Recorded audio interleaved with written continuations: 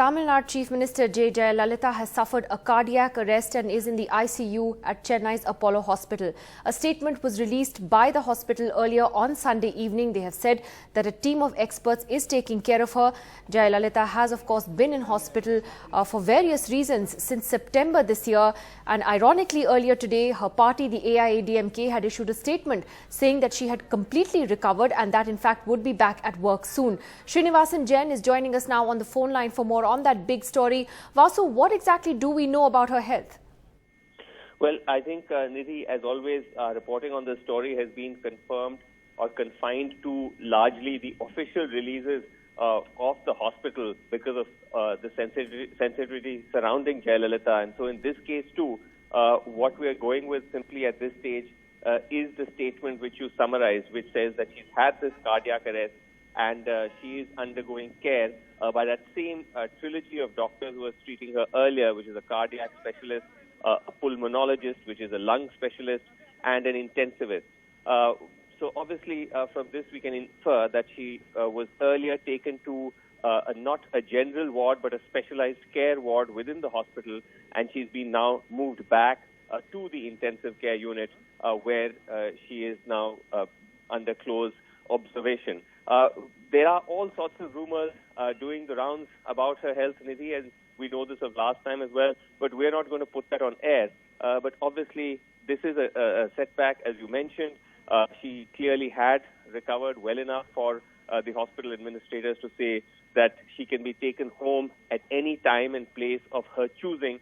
And obviously, the ADMK also at pains to point out that she was functioning as normal. She was even attending partly to official business and so on. A statement even came out from her congratulating the party's success in local body elections that happened during her. Also, we're also hearing that the governor, who also has charge of Maharashtra, is now in fact rushing to Chennai.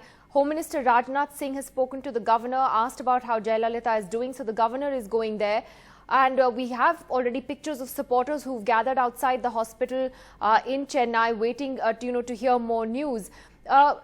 Again, like you mentioned, Vasu, we don't want to speculate on there's a lot of rumors that have floated around, but she's been so unwell for so long, and we haven't actually even seen a picture of her in all these months that she's been in hospital. Well, Nidhi, you're absolutely right.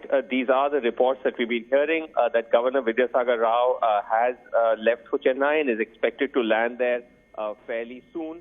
And also, obviously, the centre would be keeping a close eye on proceedings because the fact that she's had a cardiac arrest is obviously a fairly serious setback. So it's understandable that there would be some degree of alarm.